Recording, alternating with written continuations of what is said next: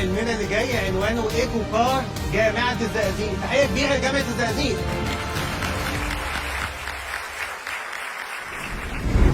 فريق ايكو كارز احنا جايين علشان نعرض حاجه هتنقلنا للمستقبل. احنا بنعمل ترانسفورميشن.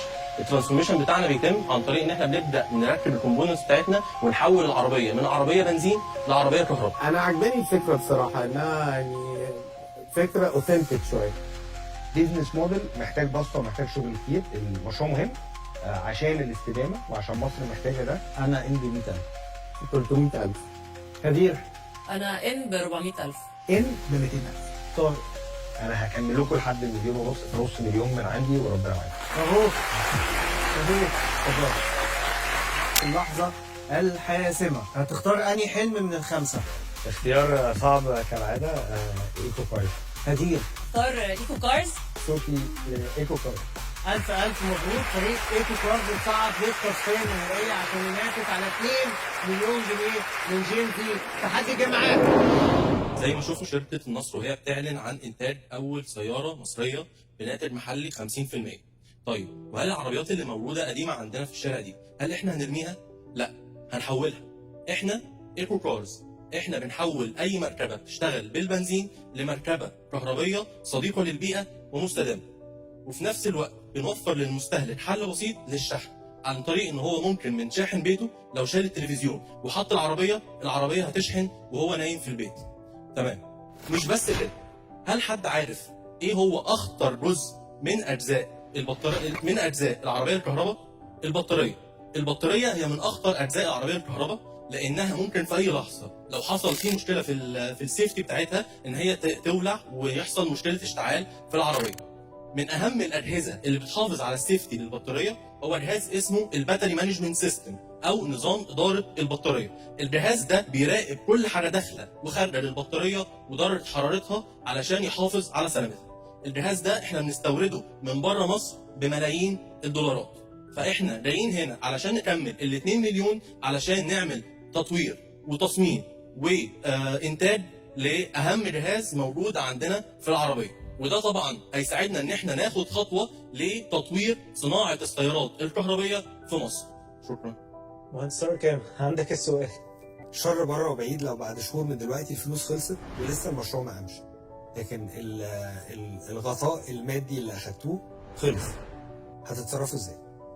هو احنا عاملين خطه للانتاج بتاعتنا ان احنا في اول سنه نكون محولين من 7 ل 8 عربيات، بحيث ان احنا نقدر نعمل نت بروفيت من ده حوالي من 28 ل 30%، بحيث النت بروفيت ده هيخلينا تاني سنه بعدها نبدا ان احنا نعلي الانتاج بتاعنا من 8 ل 10 عربيات او 12 عربيه. ده من ناحيه العربيات. ده غير ان احنا لو حصل معانا مشاكل فاحنا هنبدا ان احنا بنعمل ماركتنج لنفسنا كويس قوي علشان نبدا نجذب المستثمرين ان هم يحطوا فلوس عندنا في المشروع بتاعنا، بحيث ان احنا ناخد خطوات اكبر ناحيه التطور بتاعنا.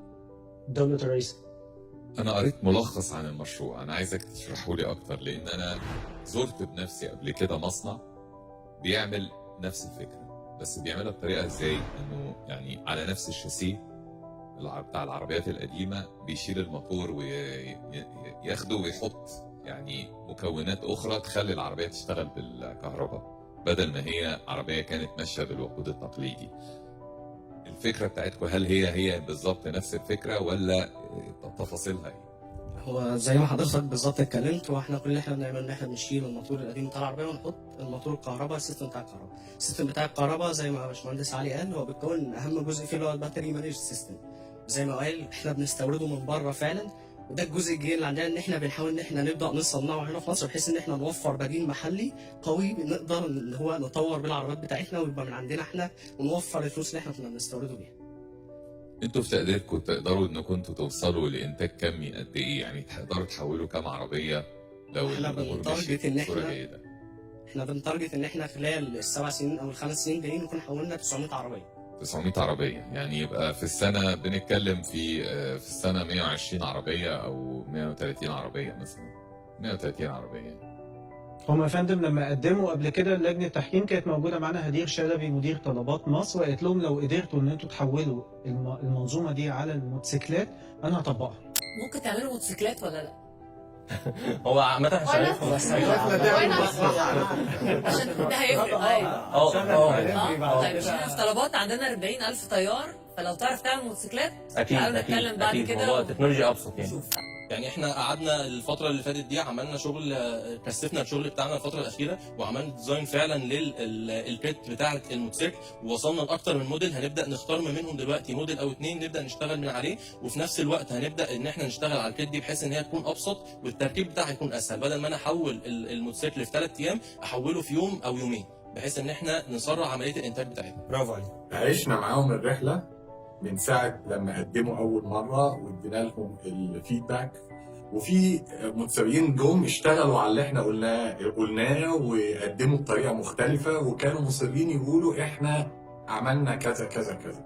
شكرا جدا لفريق ايكو كارز جامعه الزقازيق، شكرا لحضراتكم.